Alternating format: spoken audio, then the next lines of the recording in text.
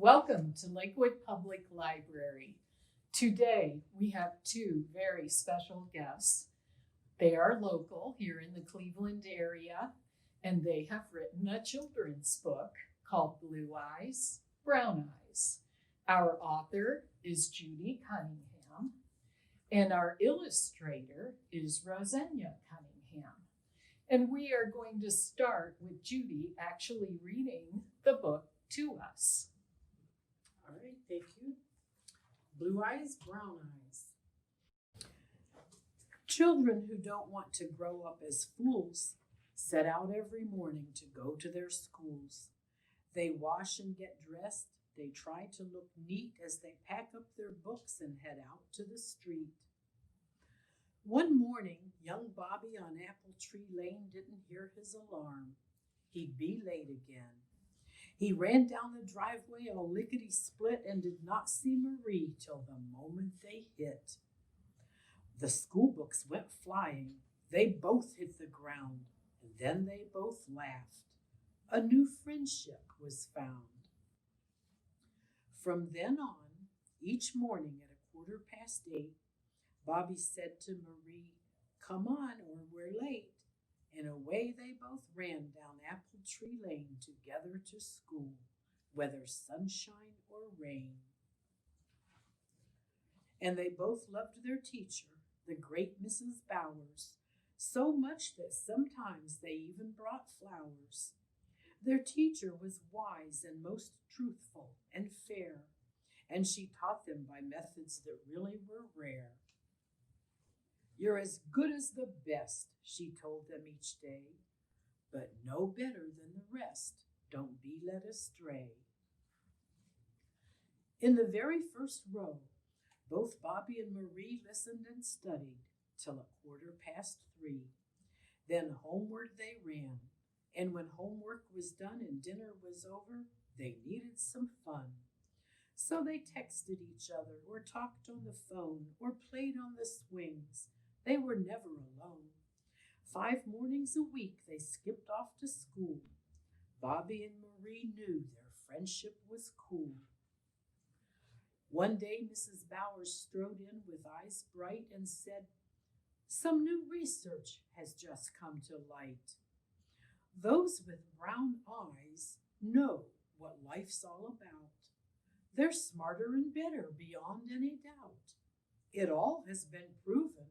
It's perfectly true. So you brown-eyed children are better than blue." She rearranged desks, saying, "Brownies, sit here. All you blue eyes will go take your place in the rear." She even pinned collars around all the pests so those with blue eyes would stand out from the rest. The kids with brown eyes at the front of the room looked back at the blue-eyed kids, sunken in gloom, and said, "We're so sorry, but you know it's true. Through no fault of your own, we're just better than you." Marie sat in shock, thinking how it was sad that she thought Bobby good while he really was bad.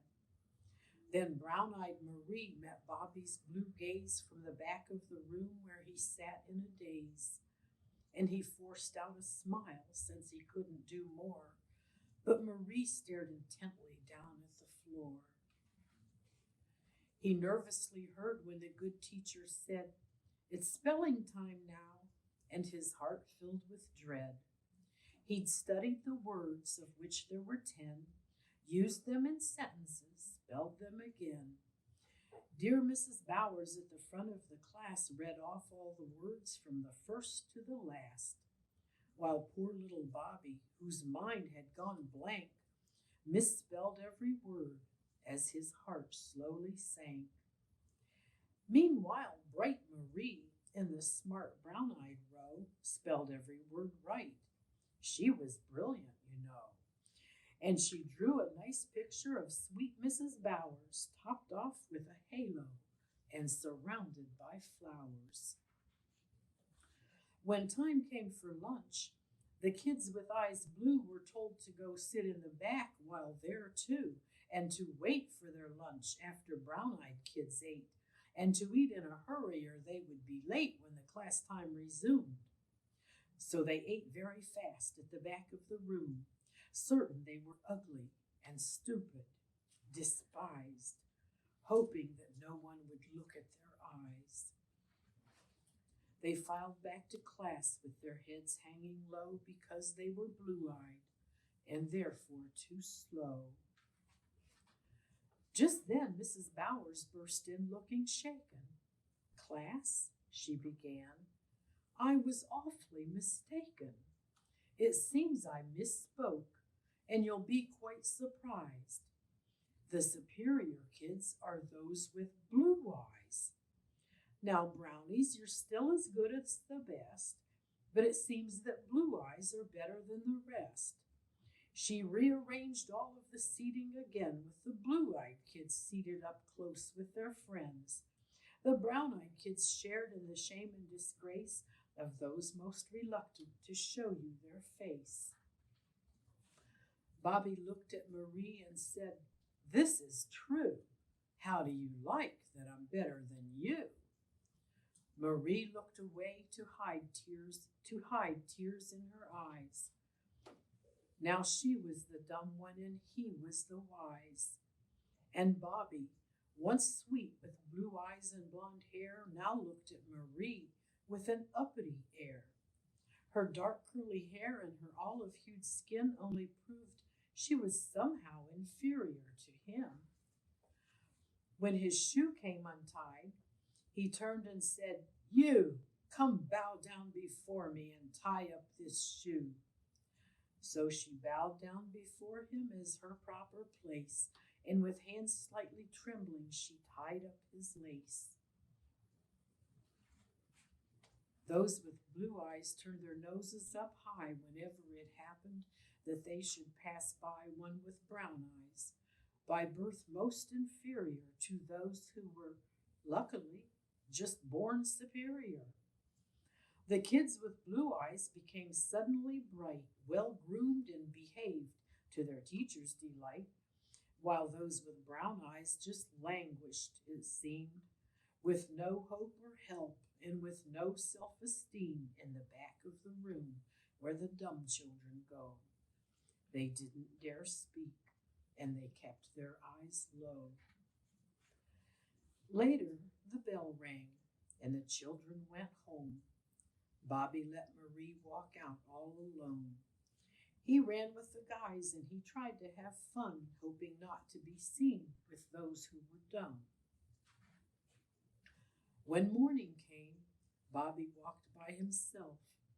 Marie came in late, shoved her books on a shelf, and shuffled, eyes down, to her seat in the back, ashamed of herself and all that she lacked.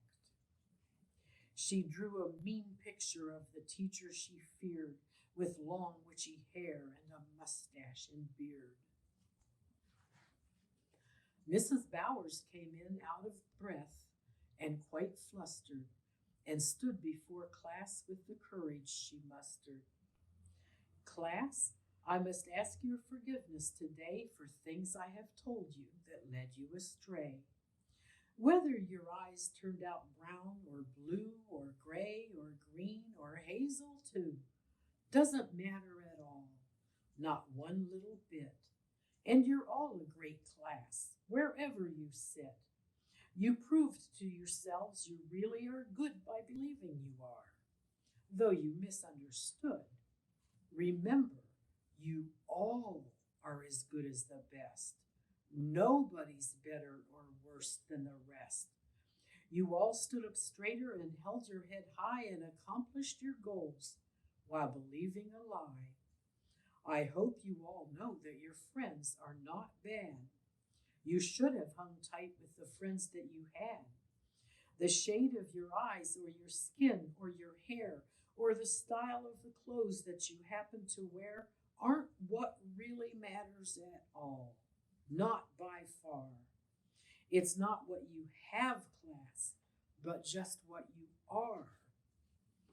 Wherever you'd like to go sit, please be seated, and always treat others as they wish to be treated.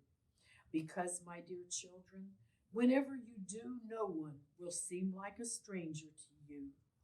You'll know all about them, their hopes and their dreams, which are just like your own, as strange as it seems. Bobby felt lighter and so much relieved that the truth was much better than he had believed. And Marie said to Bobby, "Come sit here with me." So they both gave up hate and were glad to be free. They still loved their teacher, the great Mrs. Bowers, so much that next day they both brought her flowers. "And here's a surprise," they both exclaimed, as they handed her apples from Apple Tree Lane. Years have passed by, and the class is now grown, and some of them even have kids of their own. And they tell them, "You're always as good as the best, but no one is better or worse than the rest." I don't know about all of you, but I give that story a big thumbs up. Now we are going to talk to Rozenia Cunningham, our illustrator, and she's going to talk a little bit about her illustrations and what she used to make them. Good morning. The illustrations that were created in the book were done by sketching and following up with watercolor painting.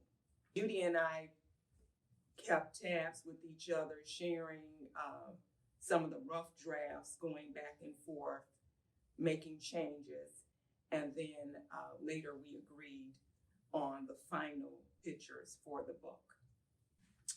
Picture in the book that we had to agree on was the race of the children. And when Jane Elliott had her class, she had a all-white setting of students. This book actually has a mixture of races because we were trying to convey a point about everyone should be treated equal and fairly and with respect, of course. You mentioned the third party that helped in this project, or actually that this project was inspired by.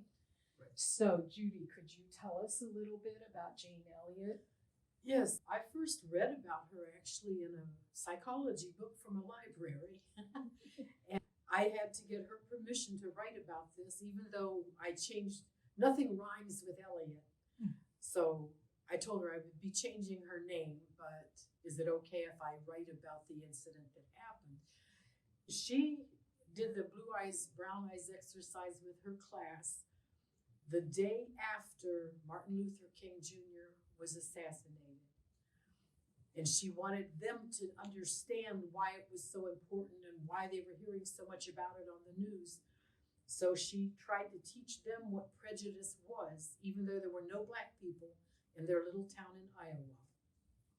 And the children really did remember it. And now that they're grown up, they tell their children about it. She has kept in touch with them. They all still live in Riceville, Iowa. Yeah, so they are teaching that on to their children, and that's a good thing. Yes. If we would bring peace to the earth, we must start with the children. That's Mahatma Gandhi said that. So how did the three of you come to collaborate? She was conducting an art class at an assisted living facility where I worked. I'm a retired nurse. So that's how she was the only artist I knew. So I approached her about it, and that's how we got together. Very good. And how did you feel about this collaboration in the beginning? I thought it was meant to be because it was so ironic that both of our last names is what? Cunningham. Yeah. So I said, oh, definitely. I'm definitely interested in it. And because I'm also an educator, I figured it would be a great collaboration based on what both of us were trying to teach. Very good. And can people see your actual illustrations from the book anywhere? The actual illustrations currently are only in the book right now, but eventually they will be displayed on a website. And then, Rozenia, you have written a companion to this storybook. It's an activity book, especially for classrooms. Would you like to talk about that a little, please? The name of the activity book is Blue Eyes, Brown Eyes, Anti-Bullying and Racism Activity Guide, and it's created for grade 3 through 6. Basically, it teaches children how to talk about bullying and racism, not only at school, but within their home.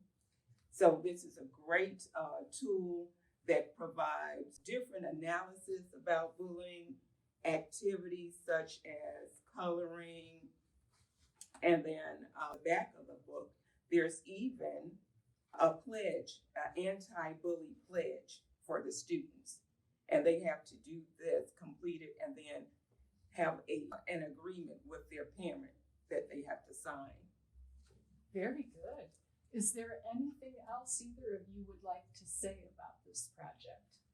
I'd just like to say, quote from Dr. Martin Luther King, "The time is always right to do what is right." Very good. Thank you so much. We appreciate your time. We appreciate your project.